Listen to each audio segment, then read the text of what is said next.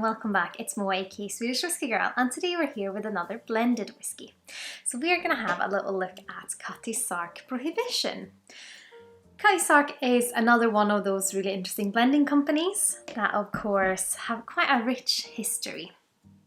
This expression, the Prohibition, was actually released about 80 years after the era it's known for, the Prohibition, and it was released in 2013. It's bottled at 50% ABV and it contains whiskies, both malt whiskies and grain whiskies of course, that have been matured in American sherry seasoned casks.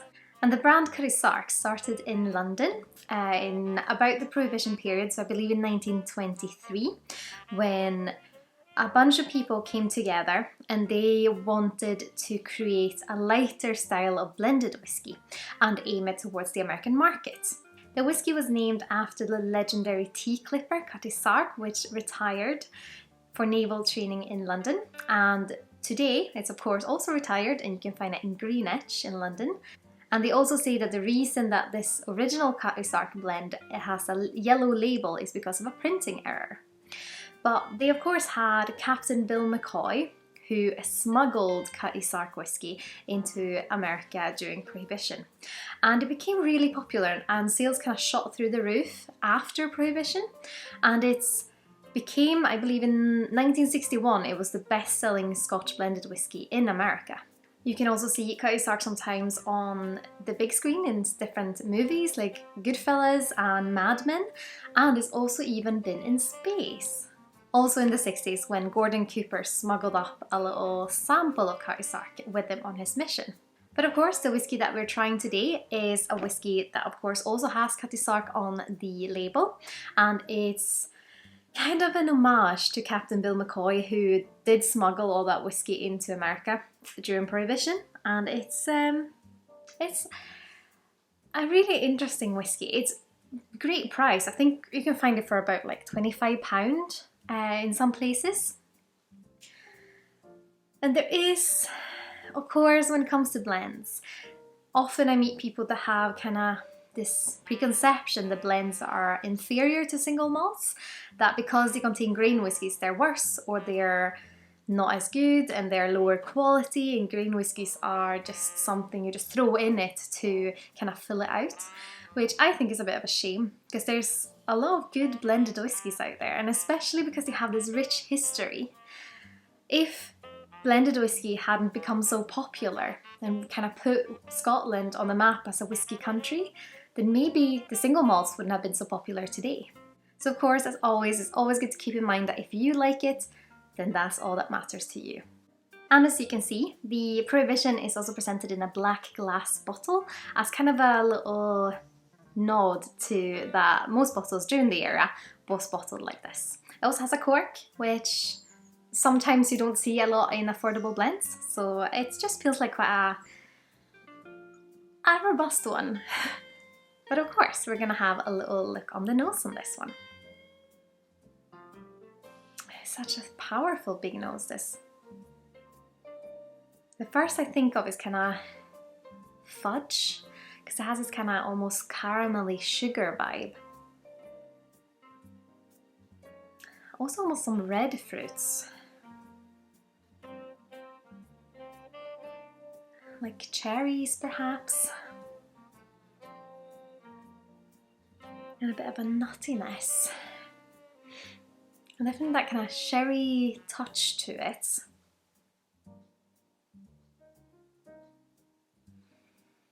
Like vanilla fudge, for sure. Maybe dried cherries, because it does have that kind of dried fruit note that just feels quite red and dark.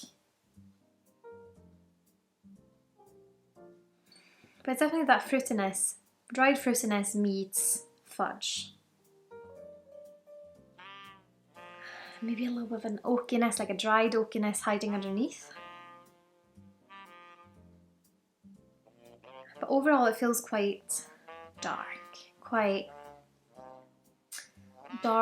pinkish reddish in a way.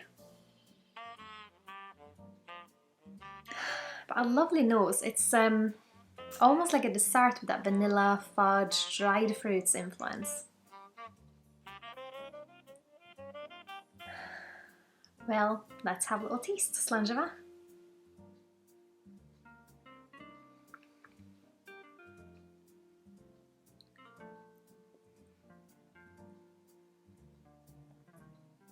You can definitely get that kind of slightly higher ABV. I mean, this is such a pleasant little blend. It's kind of the same as it was on the nose, on the palate.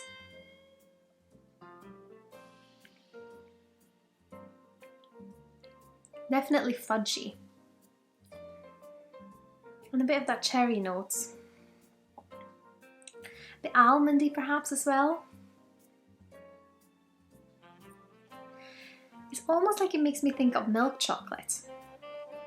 But it's kind of the density of milk chocolate, because it doesn't have the kind of creaminess of milk chocolate. It just has a little bit of a touch to it. I would say it's more vanilla fudge and those kind of red fruits like the cherries. Quite sweet, I would say, definitely, like that sweetness you get from grain whiskey, which is mixed with something. It kind of feels like the grain whiskey is this kind of fresh element of the fresh sweetness that's quite sugary, and then it's blended with something that is cherries and a little bit of almonds and a little bit of an oakiness that blends very well together. So it's like, it's like 60-40, so 60% of this kind of fresh icing sugar sweetness from the grain whiskey is what it feels like anyways, and then 40% of this kind of robust oakiness with the cherry and the almonds.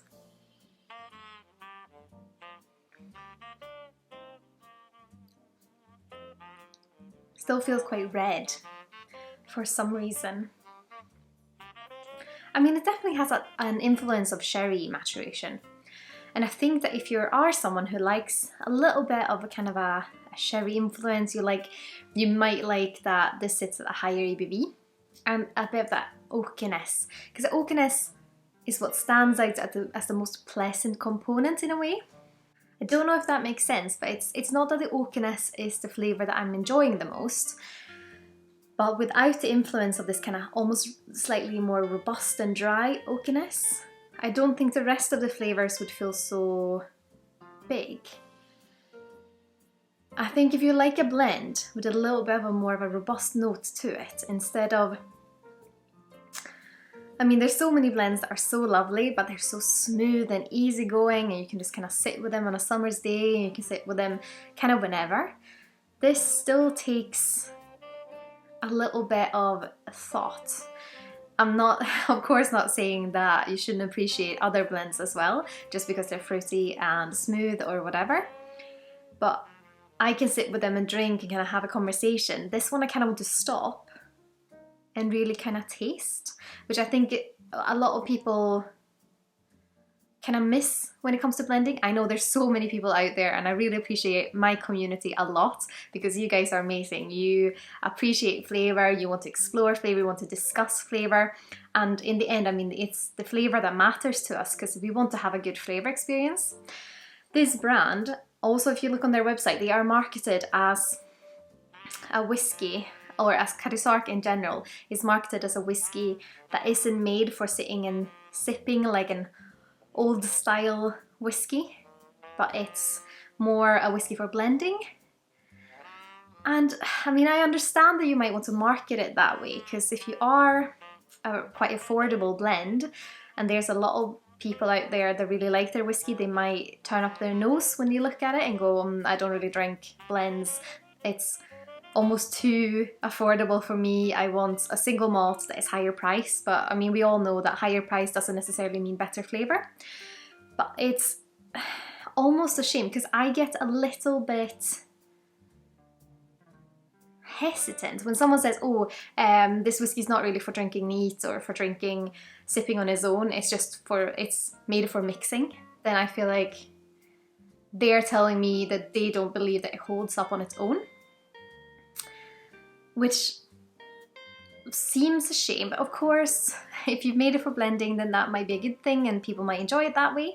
But to me, I want to be able to choose myself. I want to be able to sip it neat, and I want to be able to mix it. I think the thing I don't like is that they tell me like, oh, it's made for mixing. And I'm like, I might not want to mix it today. I might want to mix it tomorrow, but not today. Right now I want to sip something neat. Then it feels like they're almost not believing in their own product as much. But I know it might just be a marketing thing.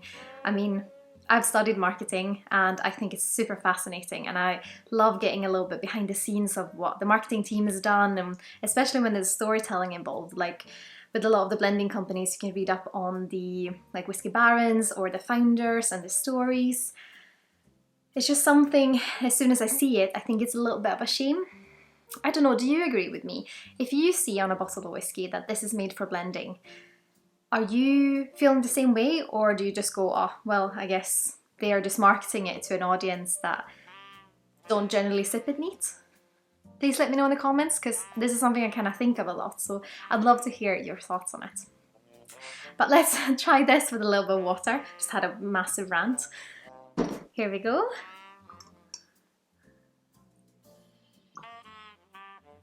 And see what happens to those toffee, cherry, oaky notes.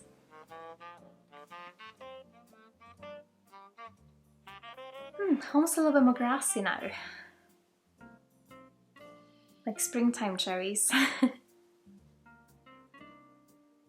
Still that sweetness underneath, the fudgy sweetness.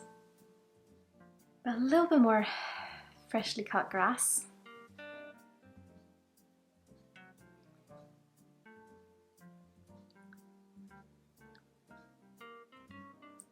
It toned down the fresh note.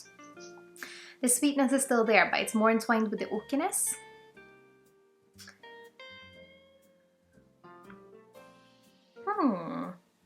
Do I like that? I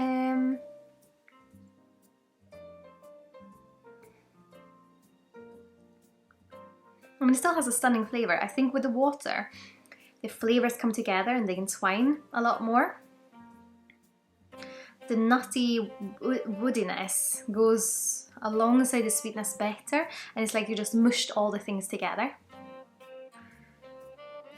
I still think I preferred it without the water, because there was, even though it might sound weird that it's more enjoyable when the flavours feel separated, it just felt a bit fresher and more alive. Now it's kind of landed.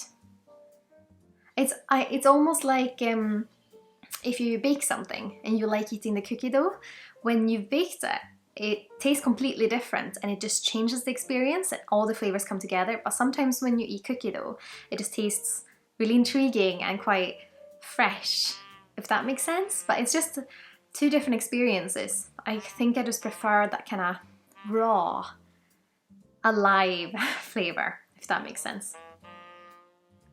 But I still think this is a lovely whiskey. It has a bit of that sherry influence. If you're looking for a good blend for a great price and you want a little bit of a higher ABV and something that's a little bit more robust than maybe the more common kind of fruity smooth blends, then maybe you should try this one. It's I think a lot of people could enjoy this, and I certainly enjoy it, and I was very happy when Cody was like, oh, I'm gonna buy this because it's a great price and I love the whiskey, so I was like, perfect, and I'll do a review of it.